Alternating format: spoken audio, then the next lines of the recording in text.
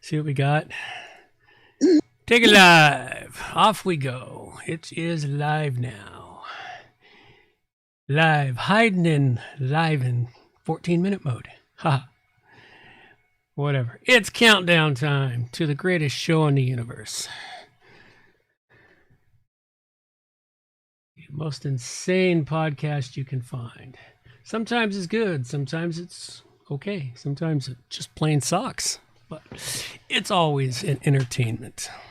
I think actually for this podcast is like the second most insane because I think the other podcast we do is much more insane. Well, yeah, that one's a little bit more insane because, we're not restricted by the content.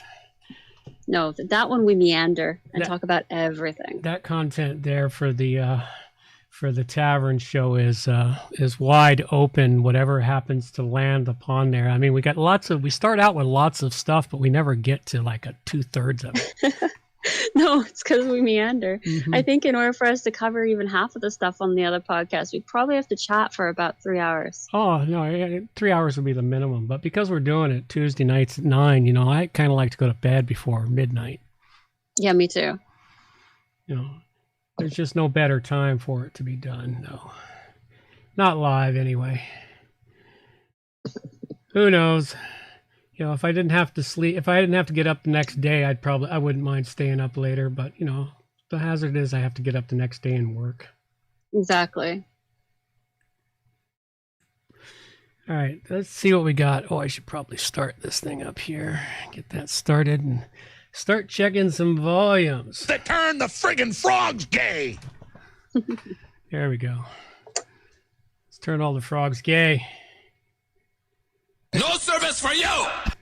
Okay, that seems fine. All right, what do we got?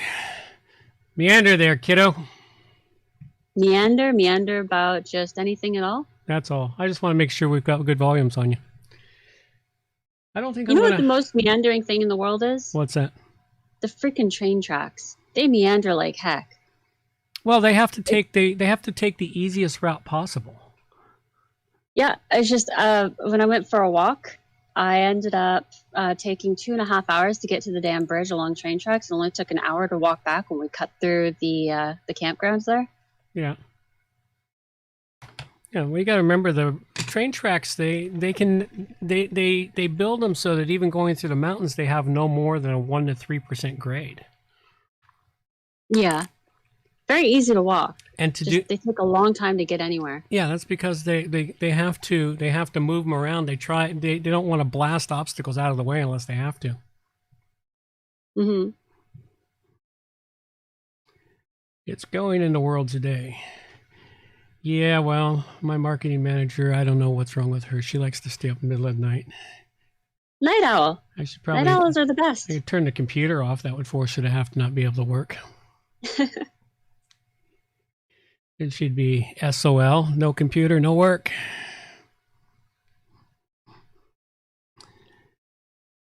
That's all right. It's all good. What do we got? I don't seem to have a whole lot of miscellaneous stuff here. We got a halfway decent show. It's going to be all right. Got to wakey wake up. Wakey wake up?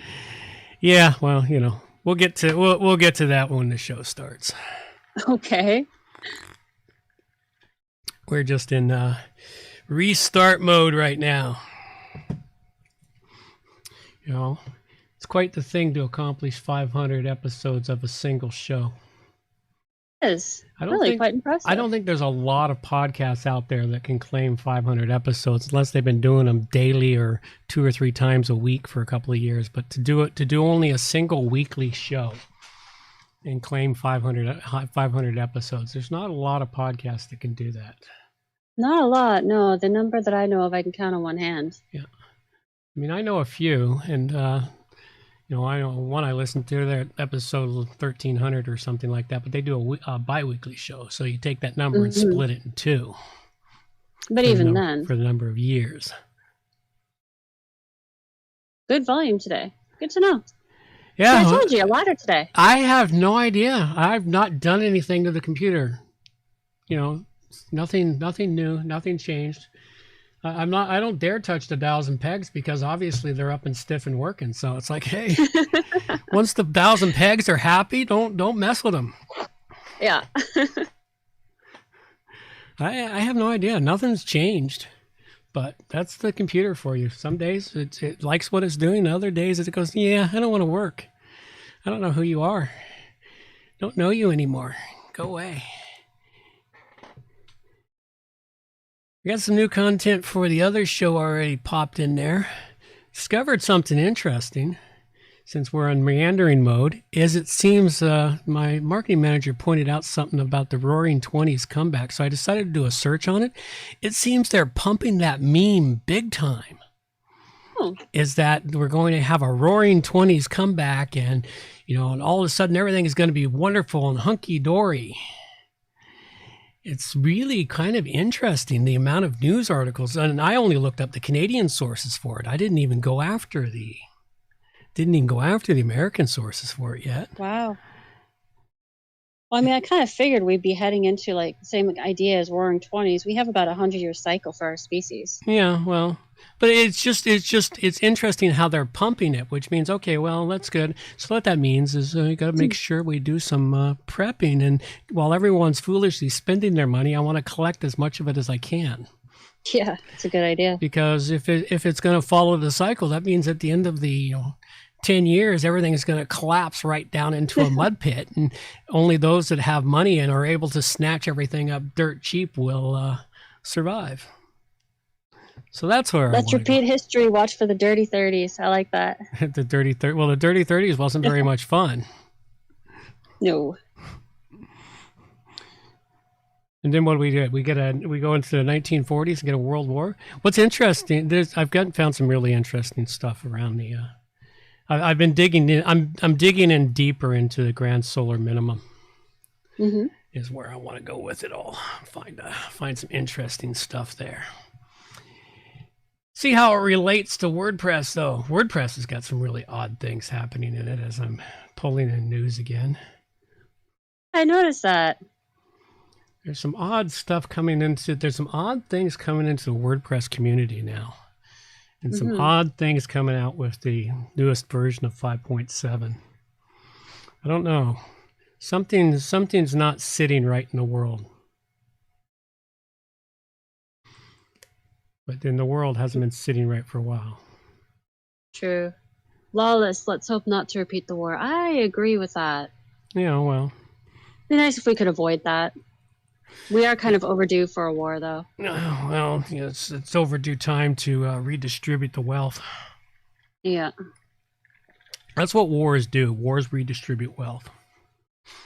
They take all the wealth from the ultra wealthy always manage to protect their wealth. They take all the wealth from the wealthy because those are people that are often killed, thrown out in the streets, and their art and their gold and all their other stuff is stolen and looted and spread out amongst everyone, and it's spread out, and it takes them 60 years to recollect it all. I mean, that's what happened in World War II. World War II was interesting in that aspect, in that there was a mass amount of wealth redistribution from Germany at that time, because a mass amount of wealth was concentrated there in the Jewish community.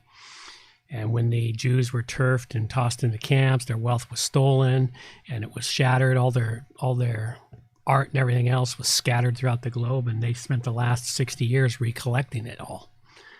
Mm-hmm. And it's happened before. If you go back through dynasties, it's happened before.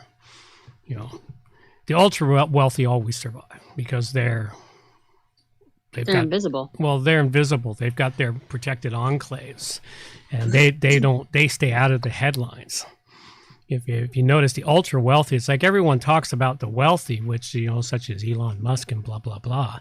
Those are the wealthy. Those are the figure, the front page. Behind them is wealth that is unimaginable, and those people there never come out. They're the people that could walk through your downtown and wear regular clothes. You just think of them as another person on the street.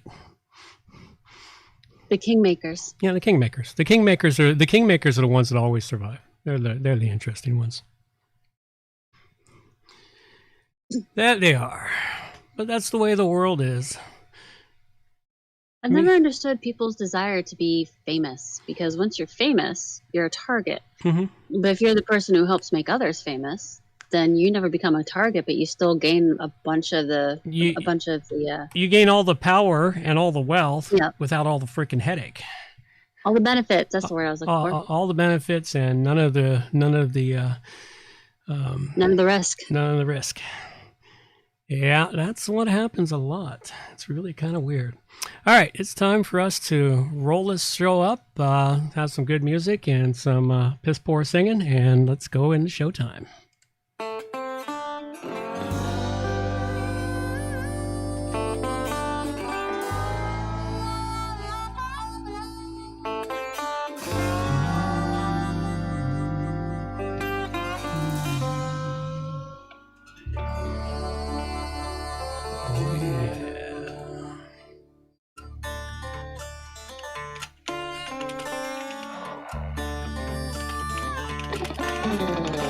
Don't claim to know your story, don't even have my own. In search for glory, gone with them sacred rules of old. They went missing down Highway 49. Devil's at the crossroads, sitting doing time.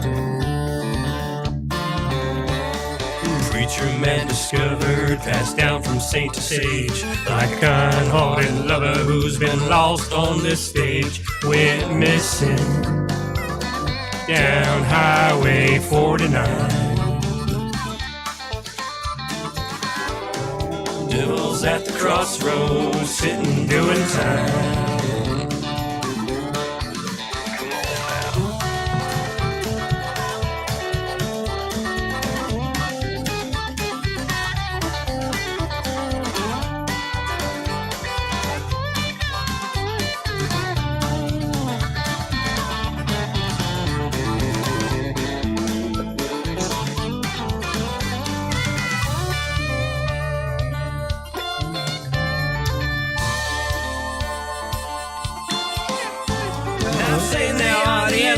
Not saying they're right or wrong. I ain't no Texan dancer, well, move it right along. Went missing down Highway 49. Devil's at the crossroads, sitting doing time. Junkie and the jigger, just seen who done the crime. Captain pulled the trigger, guess who's doing time? They went missing down Highway 49. Devil's at the crossroads, is he yours or is he mine? Most definitely mine.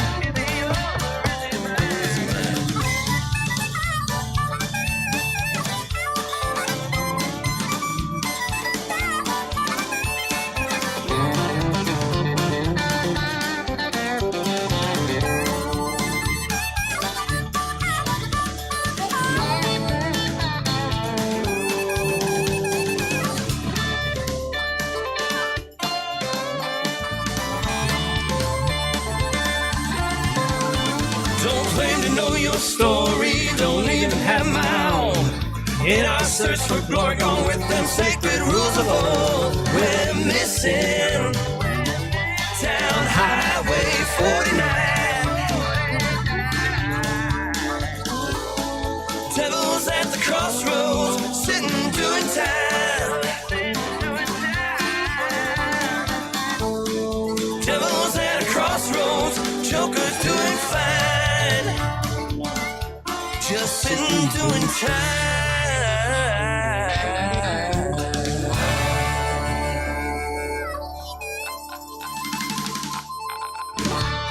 Oh yeah. Alrighty. Oh wow, wow, that's irritating. What?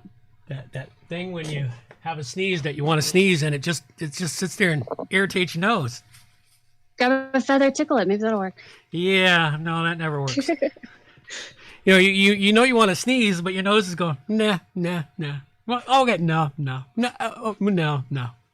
Yeah, I always just stare at a light bulb. That usually makes me sneeze, or the sun. Alrighty, well, that's it. It's time for us to wind this puppy up and get on with the show. Off we go. Ladies and gentlemen, it is time for WordPress Plugins A to Z, not Z. It's episode 501. We have plugins for tracking, trapping, redirecting, shipping, new images, security, and ClassicPress options, all coming up on WordPress Plugins from A to Z. WordPress. It's the most popular content management and website solution on the internet. And with over 80,000 plugins to choose from, how do you separate the junk from the gems? Join us for a weekly, unrehearsed conversation about the latest and greatest in WordPress plugins. This is WordPress Plugins from A to Z.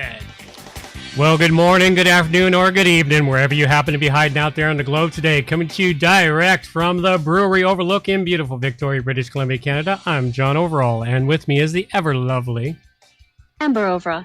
And we have a great show for you. Welcome back to the week after the great big party. Kind of seems like a hangover after a great New Year's party. There's a bit of a letdown, and you realize you need to pick up, move forward for the next 500. I don't know if I can do 500 more shows on a weekly basis here. It's quite a workout there. Make sure you have a look at our new system for submitting artwork for the show over at wppluginsa2z.com/artwork, where you can also go check out the artwork from the past.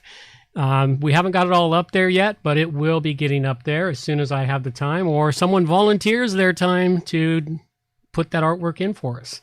We've only got about 125 pieces of art to throw in there, give or take. At any rate, we'll get that all organized. You know, you can go see all the submissions that are there, even check out the artwork that's been submitted, and we've even got some new artwork this week from it, so let's go check it all out later. A reminder to everyone, we are now in week 50 of the 2 weeks to flatten the curve from the Rona. But there is hope. This greatest scam perpetrated on the entire world at once, the annual holiday is almost upon us, and it seems that there's a few places, Texas, Missouri, they're shining like a beacon in the dark to say, we're done, throwing off the yoke. Everybody, go back to being humans again.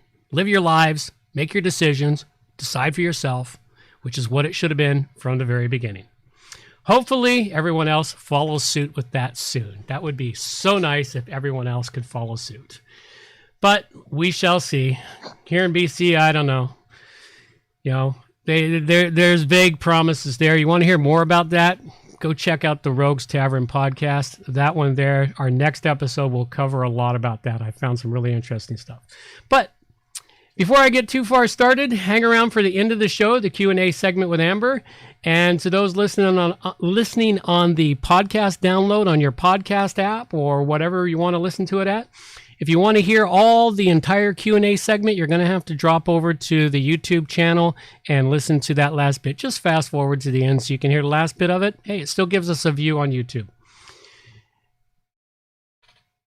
Okay, there's still a link in the show notes for the first inaugural podcast if you want to go check that out. And that is pretty much all I have. Oh, I think I did forget to mention the fact that this is a value for value model. I wonder what I did with that. That seemed to have been wiped out completely from my show notes. Interesting. I wonder what happened. All right, I'll have to rewrite that. But this is a value for value podcast, and I like to acknowledge the No Agenda show for their stolen sound clips. Squirrel! Go check them out. NoAgenda.net. I don't know. Just search No Agenda in any search engine. They dominate the first 10 pages. All right. With all of that being said, it is time to...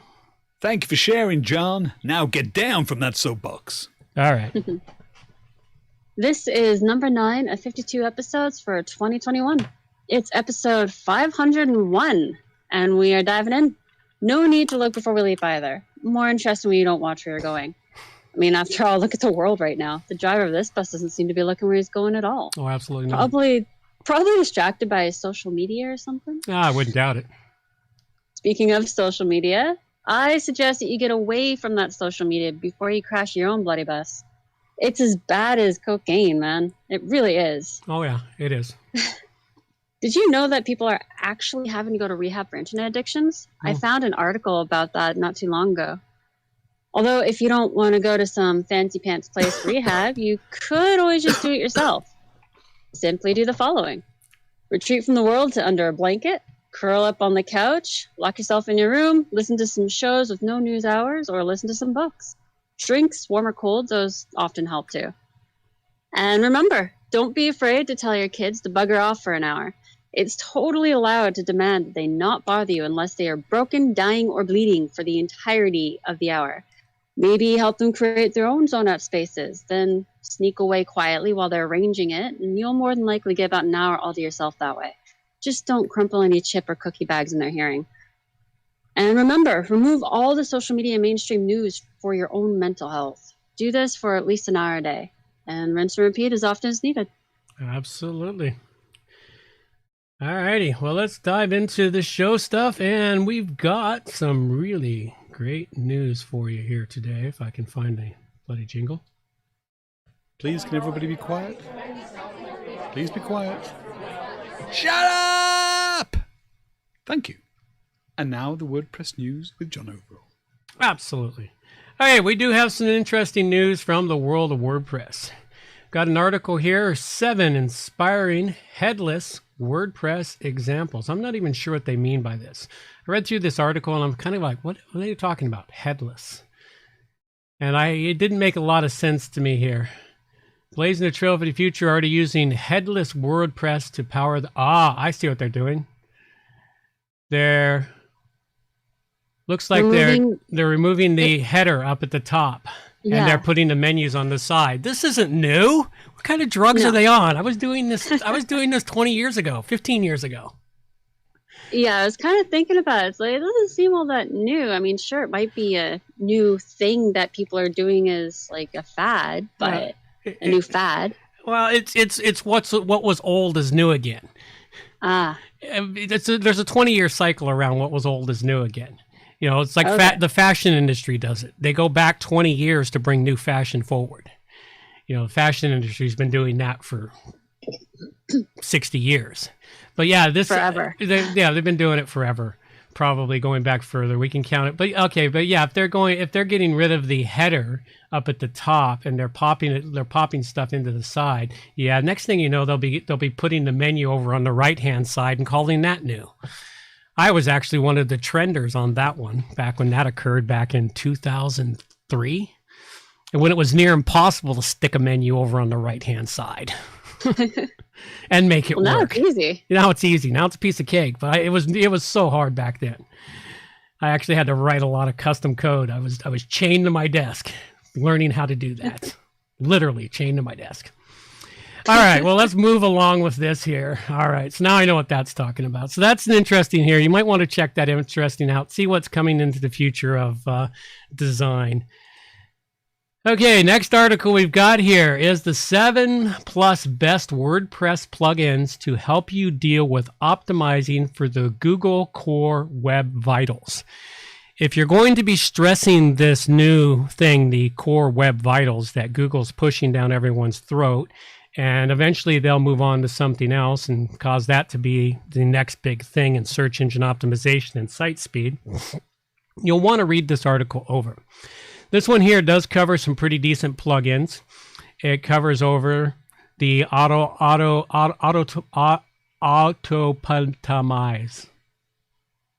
Why don't you just call it auto-optimize? No, it's only auto-optimize. There's only one O in there. You only get to use the O once. Oh. Auto-optimize. There you go. Auto-optimize. That's a weird name. I saw it as auto-optimize. Well, that's what your brain would want to see it as, but it's only one O in there, so you can't use it twice.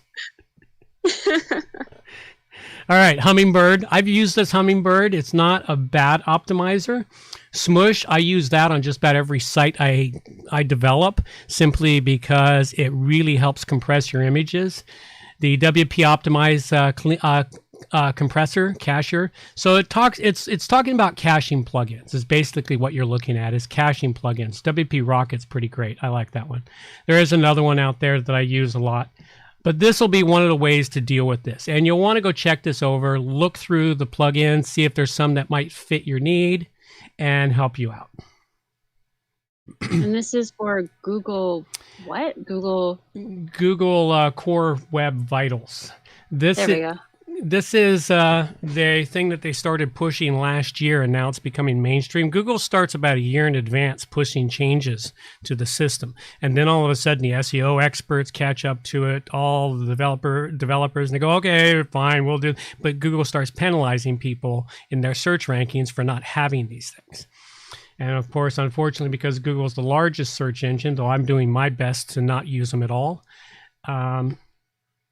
you've got to go where the money's at, and that's one of the things you have to deal with. Oh, we have a comment from Hemdian.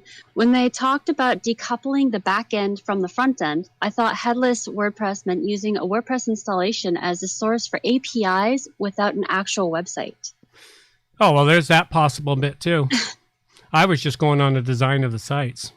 I hadn't thought about that either, but yeah, that might be it. I didn't read the full article. I skimmed through it. So you've probably got a point there. And the WordPress has been trying to do that for a few years, as to be basically an OS for APIs to run something else. So I use DuckDuckGo. Me too. Which I've been trying to get away from too, because they used to return me good results, but lately they've been returning me crap. Bing is actually starting to return better results. Scary as that is. That is kind of scary. Let's see here. We got the WordPress vulnerability roundup. I've got an enunciation trouble today. This is the first part for the monthly, the bi-monthly report on the issues that WordPress is having, or the plugins are having out there, and whether or not these plugins have been fixed. You know, you've got Abandoned Cart Lite for WooCommerce. I've used that one in the past before. So that one's got an issue. Forminator, I've used that one too in the past, but I don't use it anymore. Defender Security, never used. They've got that one there is kind of irony at its best. Defender Security plugin has a security vulnerability. That's awesome. You got to love that. That's irony at its best.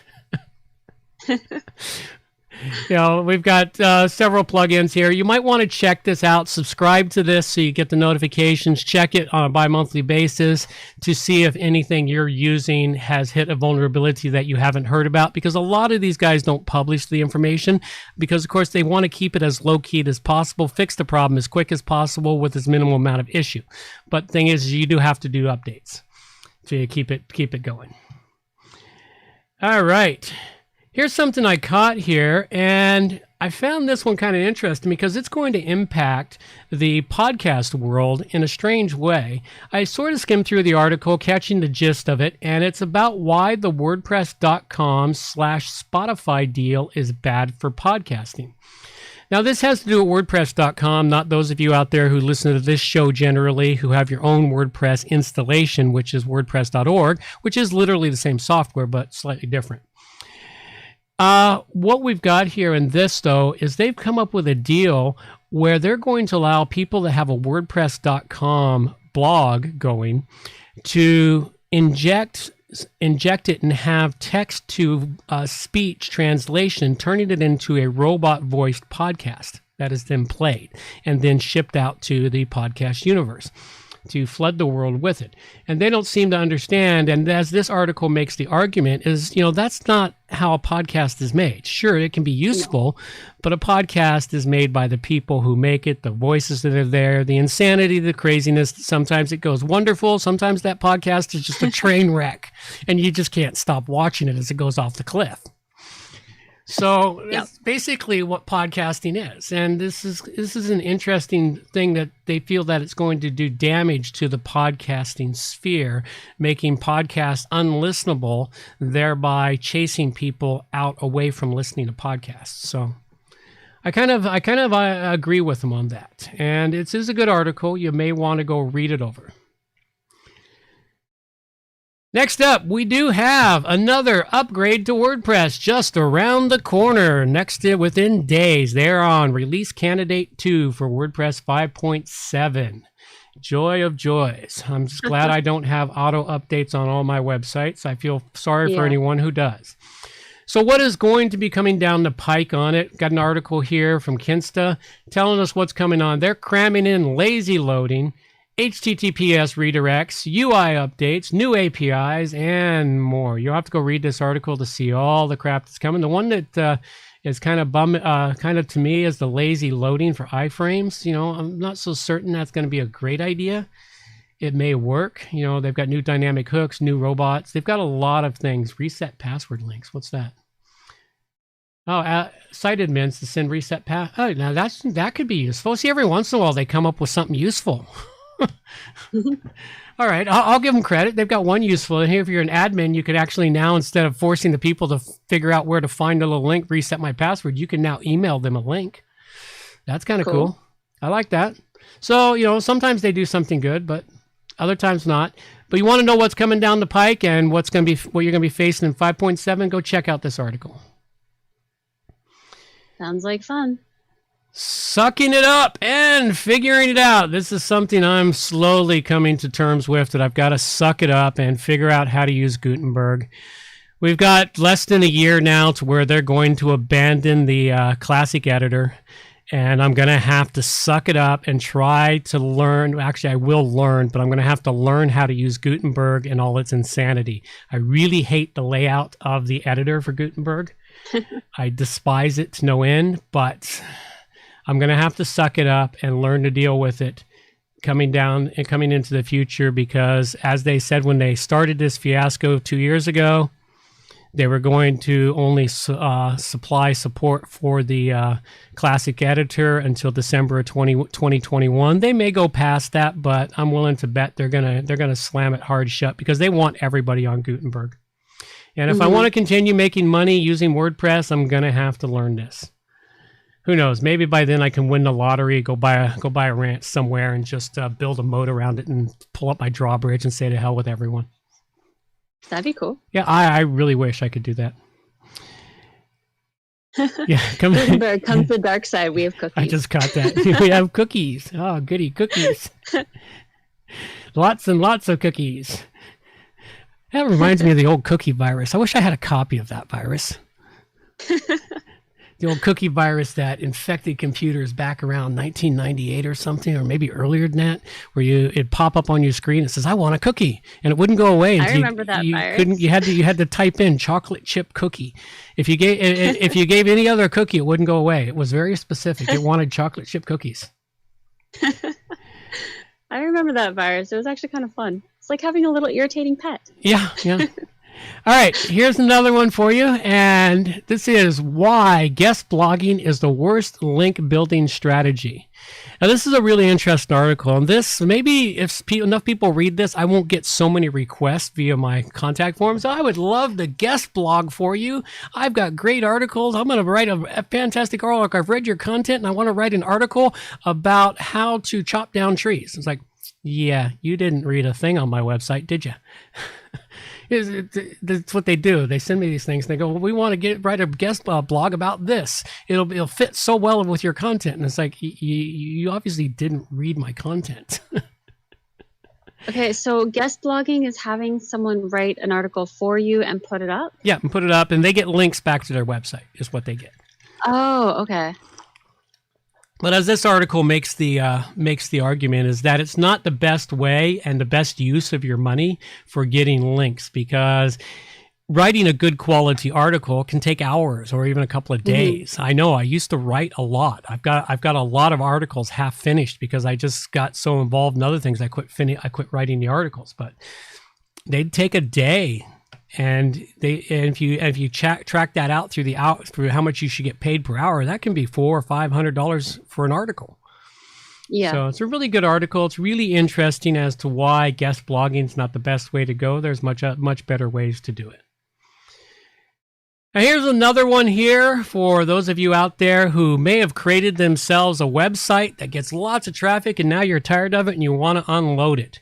What can you do with it? Well, can you sell it? Absolutely you can. I have sold a couple of websites in my years. I didn't get a lot of money. I got a few $1,000s for them. It's like domains. I've sold a few domains, made a few $1,000s. I wasn't lucky enough at the beginning of the land rush to grab the really valuable names, but I did get some valuable names. Not super valuable. But this is an article talking about how you can go about selling your WordPress website. If you're done with it, you're tired of that industry, you want out, and it's been a blog that's been ongoing for years. You're collecting some money from the advertising in it and everything else. There's a lot to go through to sell something off like that, make a reasonable income off of it, and turn it over in a nice, smooth, orderly fashion. I've seen lots of websites sold over the years. So not mine, but other companies and ones that I used to follow. I've seen a lot of them after they sold crash and burn because the new owners didn't listen to the old owners. That'd be like the computer store I sold once. I told the new owner exactly how to maintain it and stay in business. Year and a half later, he was bankrupt. And I said, well, that's what you get for not listening to me. All right. Well, that covers up all of our news that we've got. It is time to talk about our donors. We just need cash. I know a lot of people want to send blankets or water. Just send your cash. Got a tickly nose today. It's really irritating. Yes, this is the part of the show where we talk about the value for value model that our show is. And I've even making a change to, I used to have some advertising offerings, but I'm making a change to that. I will no longer ever accept advertising per se as advertising for this show. You want to get a spot in this show? Go donate to the show. Donate at least $50. Supply me with an MP3 file or supply me with a note. You get that read out or you get that played. That's advertising. It just means that I read it out how I want to or how you send it to me. And there's no, you're paying me because you like and you want to be here and not because I've talked you into it and I might have to toe the line on what I say and do to keep you happy. You're obviously happy if you're donating money to my show. Okay. This is where we also like to acknowledge all the producers who have supported the show in various ways. And first off, we do like to talk to and to acknowledge the artwork that comes in for this show and our new artists, or not our new artists, but our new art submission program, which is a really great program we've got all set up now. And today's artwork is just the really coolest, most fantastic watch face. I want one of these, actually. I really do. It is so rather awesome looking. It's got WP Plugins logo in the middle, really cool face and hands. This comes to us from Danielle Pays at daniellepais.com. And Daniel, fantastic thing. He even got a note in here to go with it. And he's like, hi guys, I have designed a watch face for Android watches dedicated to the WP Plugin A to Z podcast. From my blog, so cool. There's a real working watch face for Android. If you got an Android smartwatch, you can do this. If you got an Android smartwatch, the files are available to download for free, and the URL is underneath the artwork, so you can go have yourself a WP Plugins A to Z watch face. Oh, that's awesome. Thanks, Danielle. Brilliant. That is so cool. It didn't even dawn on me what that was, but yeah, that's actually brilliant. And if you're looking at the watch face on the screen right now, it's really kind of cool. I really do like it. That is so awesome. So thanks a lot. So, hey, this is what I call value for value. An artist out there contributing some value back to the show by contributing his talent, his time and talent to the show. So thank you very much, Danielle. Greatly appreciate that. Yeah, I saw that coming today. And it's like, yeah, that's so apropos. It's like, it's how you feel the day after you wake up. You're looking at your watch going, yeah, do I really want to do this today? So anyway, so thanks a lot. We also want to talk about all of the people out here who send us in. It's time to donate to WP Plugins A to Z. So those of you out there that donate cash to the show, this is the part here where if you donate $50 or more, we read out your note, or if you supply me an MP3 file, I will play it out for you. Unfortunately, we don't have any of those this week, but I do want to give a big thank you to those producers out there that have small reoccurring donations that occur. Patreon, we know I have one that's still there. We have a couple of other small ones that come in from time to time. And a big thank you out there to those who have hired me after listening to the show or have referred me me off to their friends and family. And those people have then hired me. So thank you very much. You know who you are. Greatly appreciated. That's as good as donating to the show, because that still brings me income, and you found me because of the show. So, hey, thank you very much for all of those. I greatly appreciate it. And I'm still pimping out my daughter, but she's going to cost you $500 now. You want to see her beautiful mug on the screen? $500 donation. We may hold it there for a little while. It's time for somebody to get out there and start a GoFundMe. You know, get Amber's face on the WP Plugins live stream. That'll be the call. So thank you very much. I wonder if GoFundMe would actually make a lot of money that way. Well, it depends on how much money gets raised, you know. Sure. I mean, they can always go look at your pretty mug, the picture that we have in the newsletter. So make sure you go subscribe to the newsletter, folks. Get a picture of Amber in that. Other than that, no pictures. She's just a voice in the void. For all you know, she might actually just be computer generated. How about that? I giggle too much. Well, Computer generations don't really giggle. They go, ha, ha, ha. You never know, man. We are well ahead in the AI, and for all people know, this could be my new AI that I've been working on for a decade. Hey, you never know. All right, well, that's enough of that. It's time for us to dive into the meat and potatoes of the show, what everyone shows up for. Into the depths of plugin depravity we go.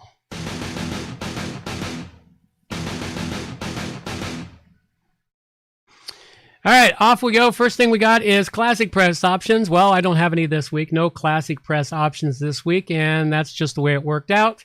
I still don't have time to search for ClassicPress stuff, and I'm really hoping the few listeners out there that do use ClassicPress and WordPress, send me more ClassicPress stuff. I would greatly appreciate it. And go check out the usual stuff, all the forum links and everything else for ClassicPress. And please help us keep that filled. I'm going to keep that slot open until either I manage the time or ClassicPress dies, and I don't think ClassicPress is going to die. I think it's going to move forward and do really well in a few more years.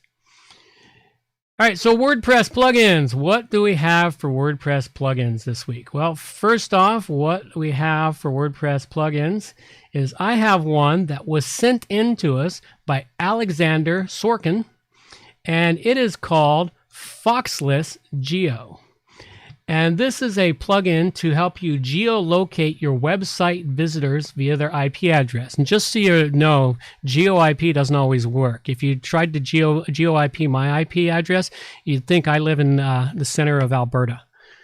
So that's what my IP address indicates, is I live in Alberta, which is kind of cool. I'm good with that. So it doesn't always work, but it is relative to the IP address you have. And it does sort of get semi-accurate sometimes. So anyway, it's a really great one. It's an interesting tool. What he says for it is this free plugin allows you to detect visitor geolocation by an IP address. You can redirect visitors under some conditions by country and etc. Now, this is where it becomes a very useful plugin in that once it redirects or grabs somebody's location via their IP, if, for instance, you're selling inside a particular city and you don't want people outside that city, it can redirect them to a page that says, I'm sorry, according to your IP address, you're outside this city, but you should give them an option to say, hey, yes, I still am inside this city. Can you please let me back in? You know, but those are sorts of things that may happen in mistake. So it could be a very useful tool on your website for sales and other things, or redirecting people to specific pages and relative to content that they might want to get in their particular area. So at any rate, interesting plugin, one that I kind of like. I didn't test it personally, but I do like the write-ups on it. Go check it out. It's the Foxless Geo, and I rate this one a 4 Dragon rating. All right, that seems kind of interesting. The first one I have is 2BC Form Security. It's a nice, easy to use additional security plugin. Once activated, you can go and find the setup for the plugin under your settings menu to the left there. You put in your Google reCAPTCHA if you have one, though if you don't, no worries. It'll still create a honeypot for hackers. That's what this plugin is all about, creating a honeypot. There are a few other things that you're able to do with this plugin. You're able to choose where it gets displayed, how the errors page displays to keep hackers from learning valid user account names. whether or not you track users' IP address, and more. You can also choose whether or not to get reports, which I personally like the idea of getting reports. It's a nice little freebie. I'd recommend you go and check this out. I rate it at 5 dragons. Oh, yep, hang on. Dragon was sleeping. Had to wake him up. Even he's suffering from a hangover today. All right, so yeah, this sounds like an interesting plugin. The thing I found interesting about it is that it's over 6 years old and it still has fewer than 10 installs. Yeah. You know, which like either it's a crappy plugin or nobody absolutely learned anything about it. The developer has not done anything with it in a long time, which could be another problem with it.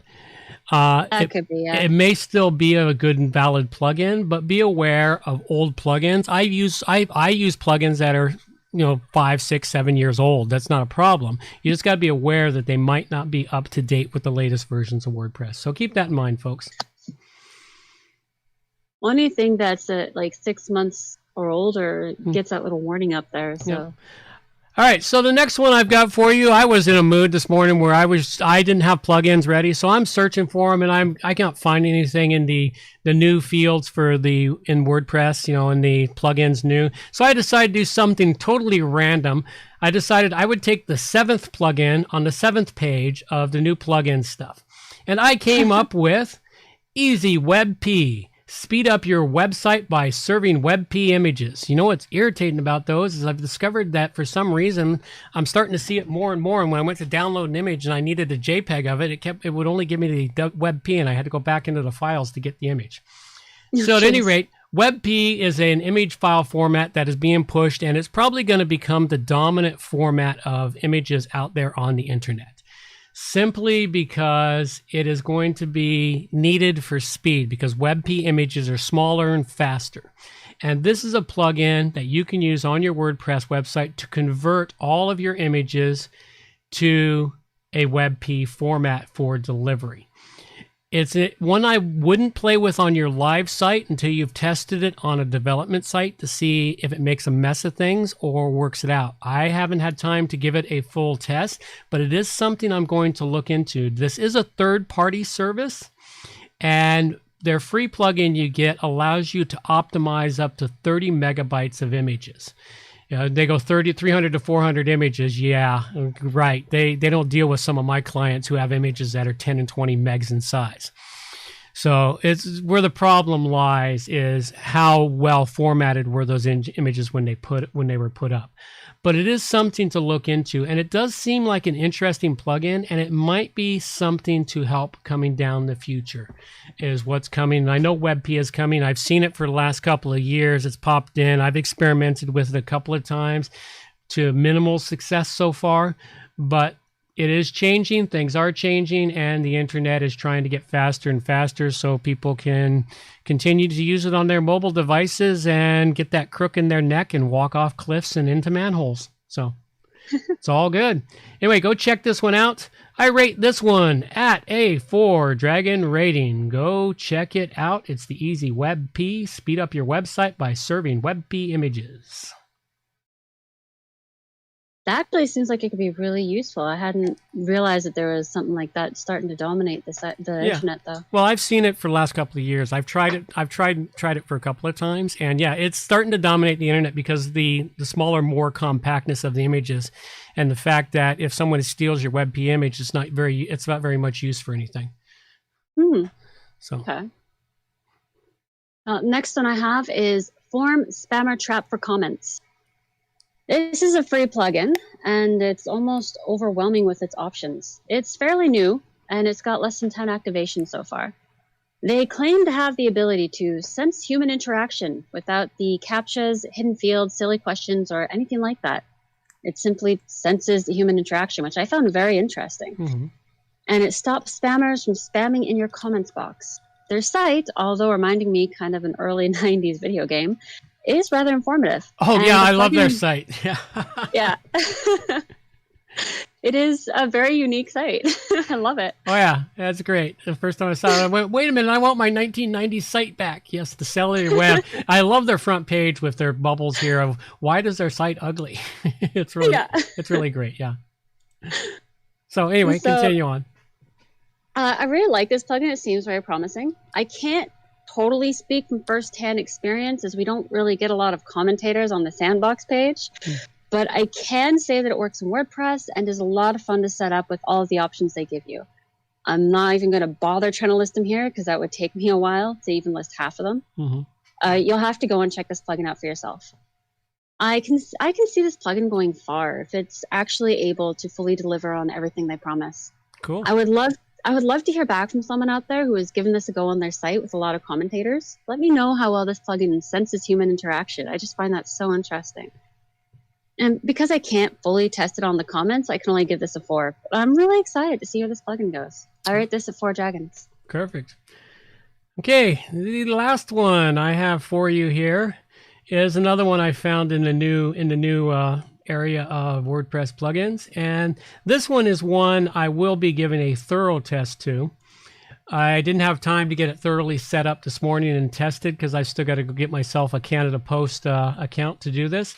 But it is an A to Z Canada Post automated shipping for WooCommerce. Cool. And this one here allows you, if you're Canadian, which some of us are, and a very small percentage of the world's population. I think we're only at like 35 million people or something. Like that. Which we're fine with. We're happy with it. But to ship through Canada Post, you want to know how much it's going to cost. And that's how the Rogues Tavern store is set up. And I'll be shipping mostly to Canada in the beginning. And I wanted to get this set up. And anytime I ship from anywhere, it'll be shipped through via Canada Post. But this will allow shipping to be figured out in your WooCommerce store automatically for your products. So it's got to be set up. You do need a Canada Post account, which is okay. The setup of it seems pretty straightforward, and it is something that I am going to dig into and use, and I will come back with this one after I've got it all set up in my WooCommerce store. So you want to go check this out, and if you're planning on shipping, you live in Canada, you want to deal with Canada Post, this might be a plugin for your e-commerce store. Go check it out. It is the A to Z Canada Post automated shipping for WooCommerce plugin, and I have rated it at a 4 dragon rating. I wonder if they have that version for multiple countries. They probably do, but maybe. I've noticed that a lot of things that have like multiple countries, they tend to leave Canada out. Yeah. Often. Well, Canada doesn't exist. After all, we're just America's hat. Well, we're so forgotten. I know. I feel so lonely. Until they want our oil or our timber or our fish or our gold or water or timber or all the resources. Canada has shitloads of resources, just not a lot of people. It's because we don't have a lot of people. Mm-hmm. All right, so go ahead. What's the last one you got for us? Last one I got is anti-hacker redirect. I feel like I may have covered this one before, but I don't think I actually did. I think I wanted to cover this and just never got around to it. This plugin is designed to redirect hackers to an FBI site. And it does seem to work still, even though it has not been updated for quite a while. One drawback is that anyone who tries to access important files like WP config or WP config sample, they'll be redirected to an FBI site.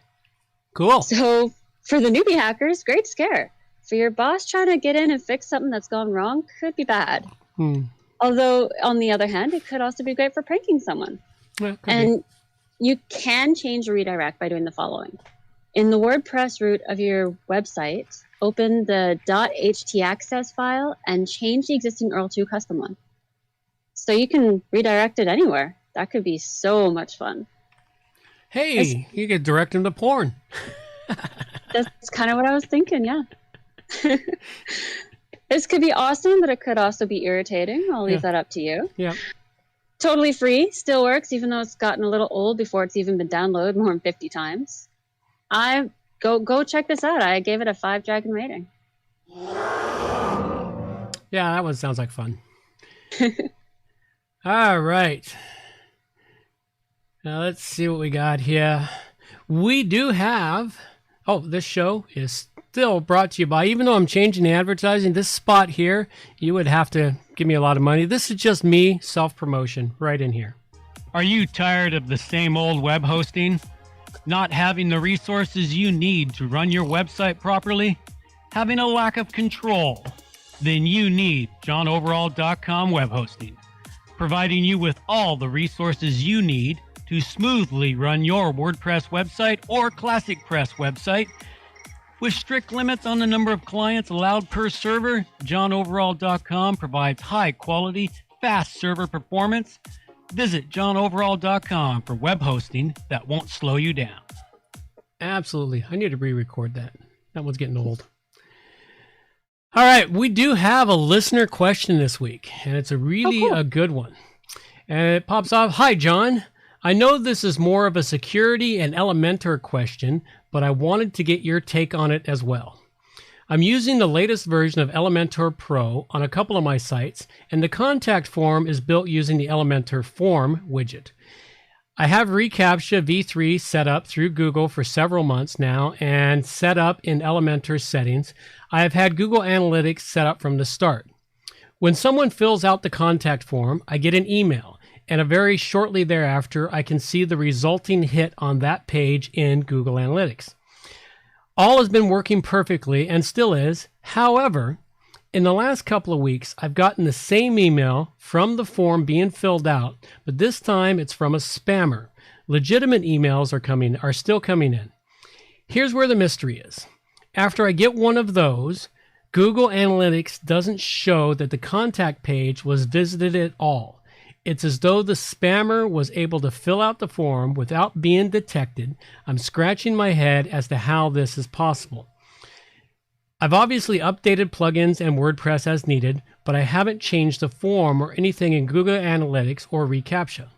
Any thoughts on what this might be or what direction you would go to investigate? Is there a more secure contact form system plugin you'd recommend? Thanks in advance, Greg H. All right, Greg, first off, what I see here, and the mystery didn't seem such a mystery to me, as a spammer coming through, they often use bots to come in through it. They're not humanized, and they've been working on bots that manage to get past the reCAPTCHAs. Really quite annoying. I've seen it a few times where I get these spams, and it's like there's no way a robot or a human filled this out, and they still manage to get past the reCAPTCHA. And I do use Google reCAPTCHA and other things. So my bet is that it's a robot coming in. That's why Google doesn't pick it up, because it comes in.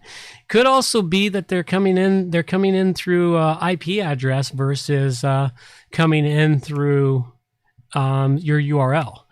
You know, and I don't have a full comprehension of Google Analytics and how it picks up, whether it picks up things when they're tagged off of your IP address versus tagged off of your domain name. So I don't know, but my bet on this is it's a bot that's managed to figure out how to bypass the reCAPTCHA, and that's what's getting through. As to a more secure contact form, like I've always recommended Gravity forms. It's quite expensive now. I'm one of the fortunate few. I bought Gravity forms back when they were like 2 months old, a 2-month-old company, and they're one of the few companies that honored their original agreement with me. As long as I keep paying the licensing fee that I pay, I get their entire suite of everything at a reasonable price. Other people not so lucky, but Gravity forms is what I always recommend. I'm going to have to look into the others. I haven't really worked with other form plugins for a long time, but I know I'm going to have to, because not everyone can afford Gravity forms. But that's what I'd recommend if you're looking for something more secure. And Gravity Forms has its own built-in honeypot, along with adding Google reCAPTCHA. And I found by using the built-in honeypot, the honeypot alone eliminated 95% of my spam comments. And then when I enabled Google reCAPTCHA, I eliminated the rest of them. Because what the honeypot does, it sticks an invisible field that if that invisible field is filled out, which is what a robot always does, a robot fills in every field that's there because it doesn't see the visual aspect, it only sees the code aspect. And it fills it in via the code aspect. And that's why spam gets through and why spam can be so invasive, because it's a robot doing it. But the honeypot is always a good way. I don't know if they offer up a honeypot setup for the Elementor form. It might be something that can be written as some additional code dropped into the functions file. Might want to research that. Can you add a honeypot feature to the Elementor form? Because a honeypot is a really great way to stop robots. Because the moment they fill that in, the form is automatically discarded. It's not even submitted. It's just discarded. The robot thinks it sent something, but nothing actually happens. And it saves a lot of grief on your website. So that's what I would say in that aspect there, Greg. And my suspect on this is that it's a robot coming through on you. But hey, thanks a lot for taking the time. I'll try to send something back to you via email, but capture it here. We know you do listen to the show. You provide some great artwork. Thanks a lot, Greg. Greatly appreciate it. Always nice to get a question from someone other than me. Yep. Okay, and it is... It's a contest. WordPress plugins from A to Z. Whoa, stop for free! Yeah! All right, it's a contest. We don't have a new contest, but we do have a winner for the contest we extended by a couple of weeks. The Equalized Digital Accessibility Checker Pro, the annual single site license. The winner was Jason. Congratulations, Jason. You should have gotten an email from me. As soon as you respond back, we'll get that back to you. Big thank you out there to Charlie for doing everything necessary to get these contests under control. And it's been struggled for the last few weeks, but I know you'll come through it. It'll all be good again. And thanks to Steve Goodtime and Brant Matthews for the jingle. We greatly appreciate it. So we currently have no new contests, and I think we'll just put the contests on hiatus for a little while, simply because we've not been getting a lot of response to them.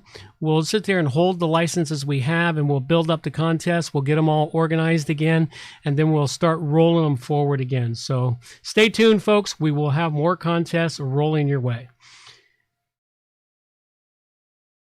All right, and it's coming up on quick Q&A time, so we want to close out a couple of quick things. Plugins I covered up in this episode were the Foxless Geo, for which I rated it a 4, the Easy Web WP speed up your website by serving WebP images, which I rated a 4 dragons, and the A to Z Canada Post automated shipping for WooCommerce, which I rated at 4 dragons. And I covered 2BC form security, which I rated 5. Form spammer trap for comments, which I rated 4. And anti-hacker redirect, which I rated 5. Although form spammer trap for comics, maybe that's something I should look up. Comic plugins. Yeah, comic plugins. There's a lot of comic plugins out there.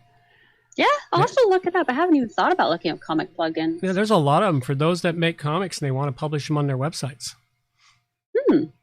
Yeah.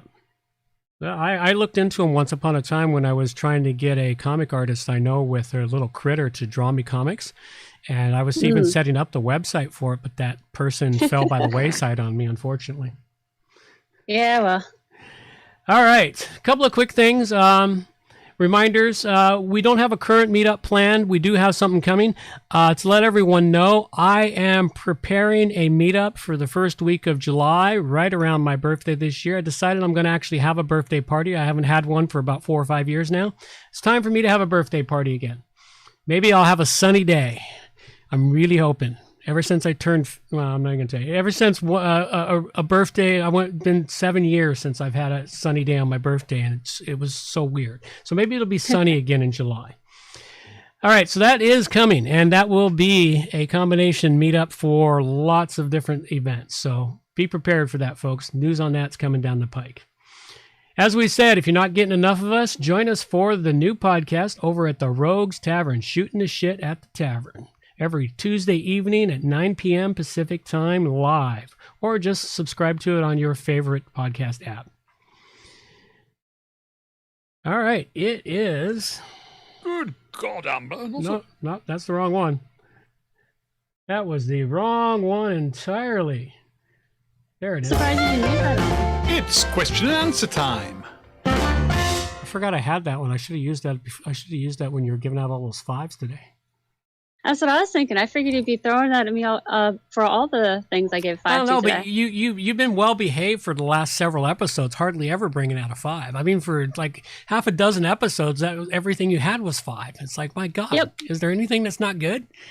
So Well, it's because I brought all the really best ones forward, but then I realized, maybe I should just, sprinkle the best ones in. yeah, all right. It is Q&A time with Amber. And remember, folks, we split this partway through, and the other questions end up only on the YouTube channel. So off we go. Take it away, Amber. First of all, I'd like to say if anyone has any questions that you'd like me to ask, or you'd like to ask John himself, send them to me at amber@wppro.ca, and I'll get them into this segment. I can read them out, or you can send me an audio thing, and I can pass that along, and it can be read out instead. So my first question is, I think that when a domain goes up for sale, the content of the domain becomes copyright free. Like, you can take it and do it what you like with it if it's all been left there. However, can the content become copyright free, so to speak, if neglected for an extended period of time, even if the domain is still being paid for? Okay. Well, let's address your first part of this question here. First off, you have a misunderstanding of copyright. Okay. Copyright, as it currently stands in North America and throughout much of the globe, because Canada's copyright law pretty much aligns with U.S. copyright law. Minor differences here and there, but for the most part, it aligns. Copyright is automatic. The moment you put something down in writing or in any tangible format, and it's creative content of any sort, be it photos, art, music, voice, everything, copyright is instantaneous. And it lasts for the lifetime of the creator plus 70 years. I thought you had to apply for it and have things filled out and stuff. No, once upon a time you did. Once upon a time you had to apply for a copyright on things, and you had to renew that copyright every 7 years. And that was when we had the most amount of innovation in the world for content and books and movies and radio and you name it. It was like, because people could reuse stuff all the time. But once the corporations got hold of it, they slammed the door shut tighter than a frog's ass going underwater. Okay. Because they wanted to continue to make all their money, and they couldn't do that if their copyrights expired. That's why Mickey Mouse and Donald Duck and all those are still not in the public domain, though they were supposed to become public domain in 2000. And then they extended copyright until, I think last year was the first year in 19 years that any content entered the public domain. And now content 1924 and older is public domain. We should be content 1937 and older is public domain. But we're not. So anyway, on to your other question. So the content does not become copyright free. It's still owned by whoever created it. Okay, so you can't take that content and do anything with it without permission of the original creator. The domain itself, that's another thing. Domains are not copyrighted unless you own a trademark to the domain. The domain itself is not copyrighted unless you own a trademark to the name that the domain represents. And so the domain, that's why people have all these crazy domains, and that's why now you see companies inventing names, acronym letters like Tumblr, TMBLR or something. They have to invent names for a domain because the word Tumblr was being used by somebody else as a domain, and they wanted a domain to match their company. Okay. So copyright does not go away. My opinion, copyright should be drugged right back to where it was once upon a time, where it lasted the lifetime of the author plus 7 years. Because the lifetime of the author should be a given. The creator, they should always be able to benefit from their content. I agree. The problem is that it used to extend only 7 years past their death or so. Don't quote me on that, but that's pretty accurate. It wasn't very long after death that their content became public domain. But they started pushing it up to, it's like 75 years past their death now. So that means their kids and their grandkids and their great-grandkids can now make a fortune off it, like the great-grandchildren of the guy who wrote The Hobbit. What's his name? Tolkien. You know, they make a fortune off of his work, and he's long dead. Jeez. And his work should be public domain, because imagine the creatives that can be made off of his work. Oh, yeah. You know, and that's where the thing is. And there's many things like that should be, but they don't, because the corporations, they all want to make their money, and they don't want to actually work for their money. So they're not talented, so they can't do it. So let's just keep making money off the people that are talented, that were talented but are now dead. So if the domain's still being paid for, well, they're planning to do something with it. You know, if a domain's up for sale, that means somebody's sitting on a valuable domain, and they're hoping somebody will give them a large chunk of money for that domain. I had a couple of domains like that. In fact, I'm still got one. I've got trendychef.com. You know, an awesome domain. I've had that domain for about 17 years now. I'm finally starting to put it to use. But if someone had come along and offered me $100,000 for it, I'll sell it. I mean, it's an awesome domain. It can be used in so many ways. But I've got a couple of domains like that, really good names that I plan to use. You know, and that's the thing. So nobody can take it from me. All right, so that's that question there.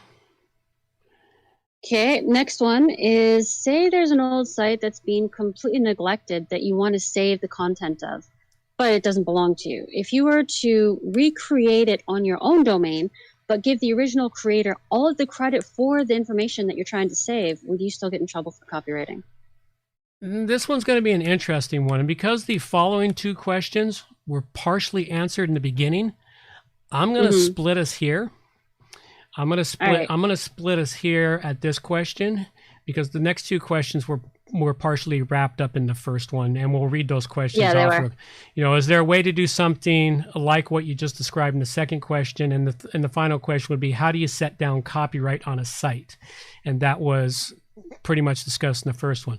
So let's wrap this here. We're going to let my girl take us out of here. I'm going to enjoy my shot, and we will answer these stuff up. So come on back to the YouTube channel for all the good stuff, people. Reminders for the show.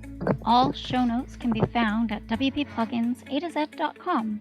And while you're there, subscribe to the newsletter for more useful information delivered directly to your inbox. That's WP Plugins A to Z is a show that offers honest and unbiased reviews of plugins created by developers because you support the show. Help keep the show honest and unbiased by going to wppluginsa2z.com/donate and set the donation level that fits your budget. Help us make the show better for you by subscribing and reviewing the show at Stitcher Radio, Google Play, and in the iTunes Store. You can also leave us a review on our Facebook page using wppluginsa2z.com/Facebook. You can also watch the show live on YouTube, check out the screencasts and training videos, and remember to subscribe and hit the bell to get notifications of all new videos. Follow the show on Twitter at WPPluginsA2Z. John can also be reached at his website, johnoverall.com, or email him directly, john@wppro.ca. Thanks for joining us, and have a great day.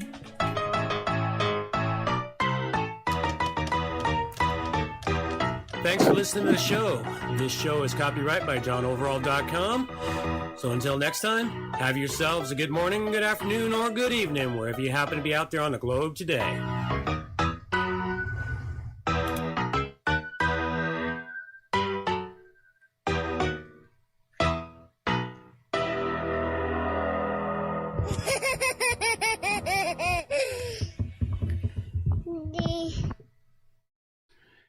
Alrighty, let's reiterate that question. Say there's an old site that's been completely neglected that you want to save but does not belong to you.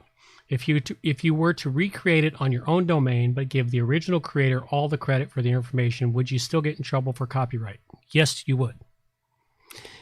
Okay. But there's a caveat here in some of it. Okay. If the old site you're wanting to save the data on, let's take one of our favorite old sites, johnteeter.com. Exactly. Okay, that content is not copyrighted. That content came from a public domain area. what you would want to do is recreate a site, go in and copy all the different things and repaste it into your site. Don't copy the design, but take the content. The content is not copyright. It's public domain content. And public domain content, because all the content from johnteeter.com came from a forum, a public forum posting board, which was public domain content at the time. And that was back in the age of the internet when more people believed in free the information. The information should be free it all, free it all. And that was the joy of the internet when it first came out. Everybody was trying to free the information. Then the corporations came along, wait a minute, wait, you guys are taking our money. And that's basically that's why we have our slammed down garden walled areas such as FaceCrack and Twitter and everything else, because they wanted to slam that stuff down. But you can build it if the content is true public domain. The other thing about content is facts can never be copyrighted. Graphics cannot be copyrighted. Information like that is non-copyrightable. Government information produced by the government of, say, Canada, the government of the United States, government information is public domain information automatically. Everything they produce is public domain, so you can use it any way you want. And so there's a lot of nuances in copyright. I'm not a lawyer, folks, so this is not advice. I have to put that out there once in a while. This is just everything I've studied about copyright. I've run afoul of copyright law a couple of times. I've never been sued. I was able to beg forgiveness, apologize to people and take back what I'd done and not have to pay any money. It was basically a mistake. It's really easy to run afoul of copyright. But if you're contrite and you realize, okay, I made a mistake, I won't do it again, or I will endeavor not to do it again, and you apologize to the copyright owner and you didn't cause them any loss in income, usually you can walk away scot-free.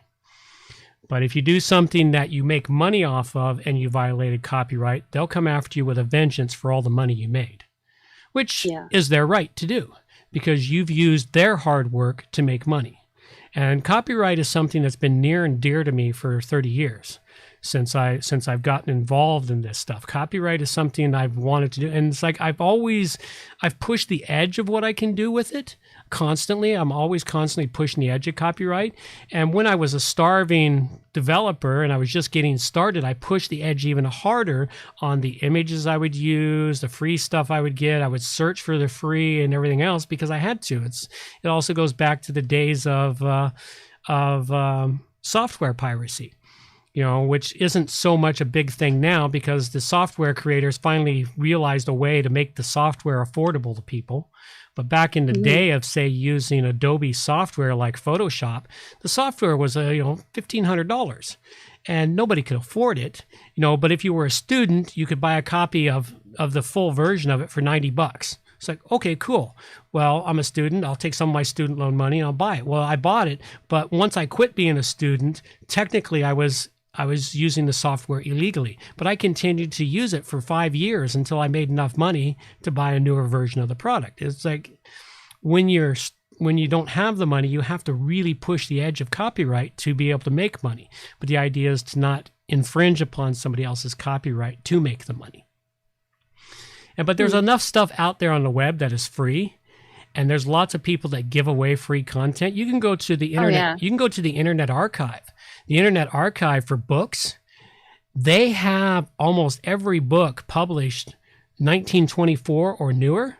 You can download those books and you can do anything you want with them. You can even relay them out and republish them to Amazon to make money. You mean 1924 or older? Yeah, 1924 or older. And there's a lot of really good books from that era. There's some amazing works from there. But you can download that, relay it out, put it in another text format, give it a brand new cover, and you can republish it on Amazon. That's why there's like 15 or 20 or more copies of Sun Tzu, The Art of War. That's a public domain book.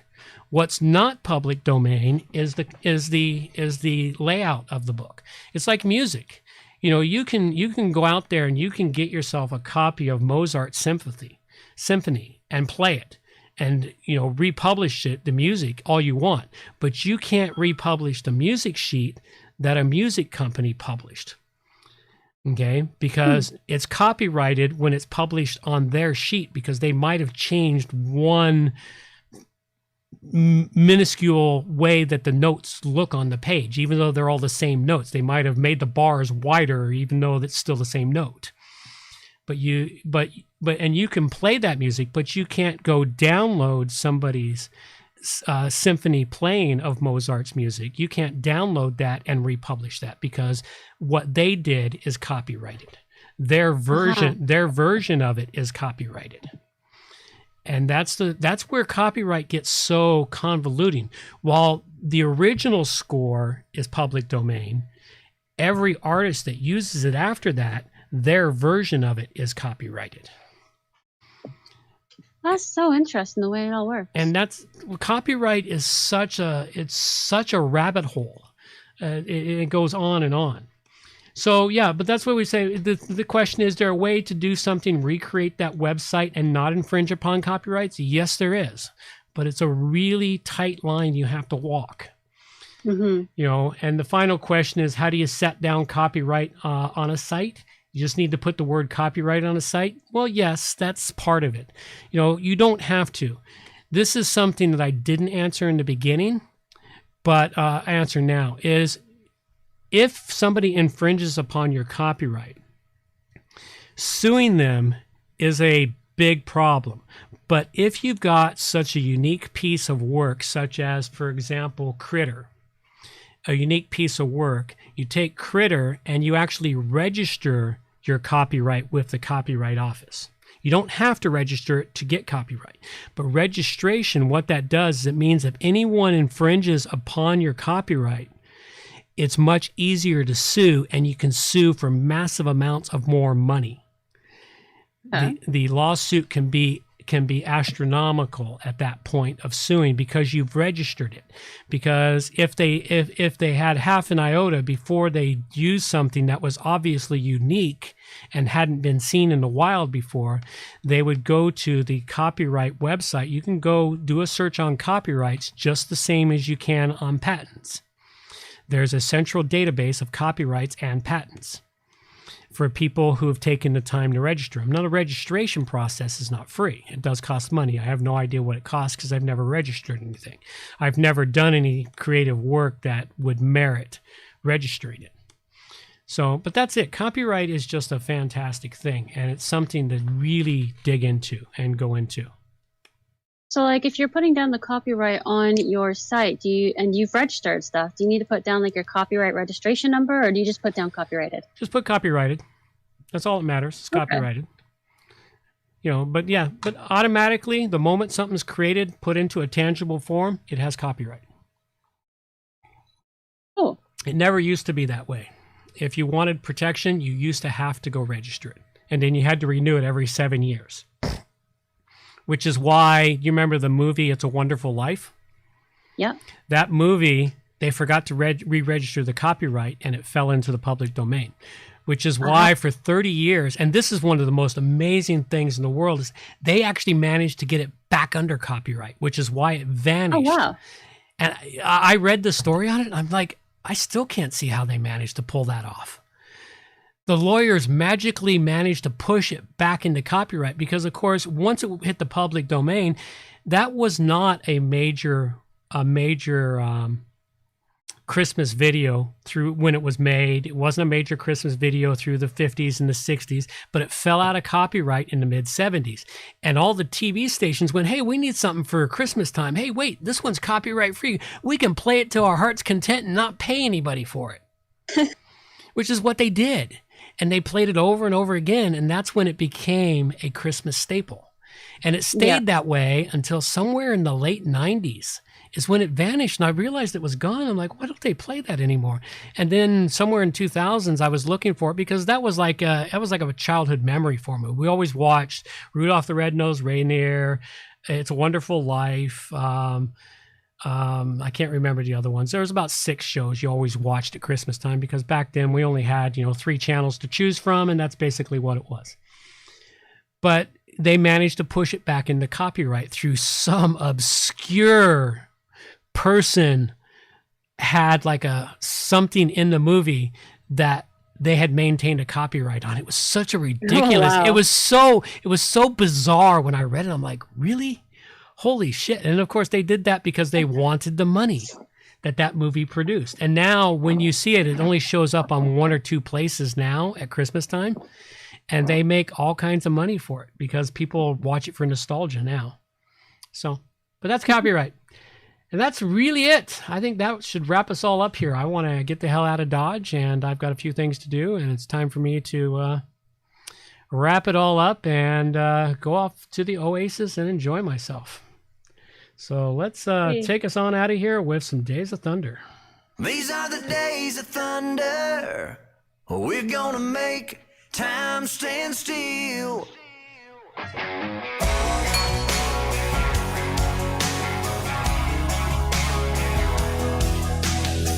A quarter after midnight, and I'm watching the wall. Sometimes I feel so uptight, I just can't sleep at all. Every day doing the same old thing, we're losing time. The weekend comes, we gotta have some fun and rewind. These are the days of thunder.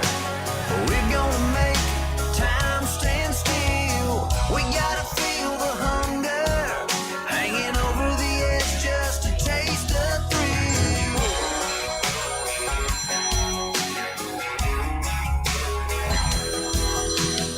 I feel the rope tightening, choking off our air. We need to grab some lightning.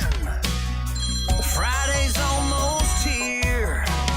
Caught in a web, we need to cut this thread we're hanging by. Where is it said you have to be half dead to survive? These are the days of thunder. We're gonna make time stand still. We gotta feel the hunger, hanging over the edge just to taste the thrill.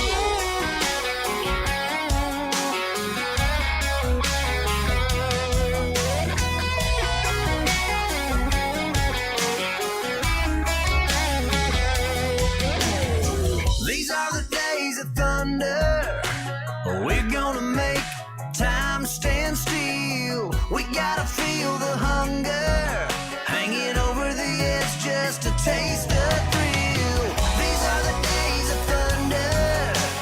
We're gonna make time stand still. We gotta feel the hunger, hanging over the edge just to taste the thrill.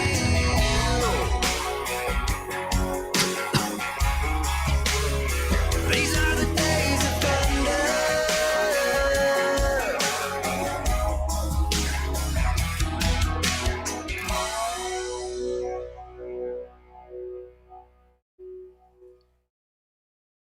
That's all we got now. Take care. Bye-bye. Take care. Adios, mofo. All right.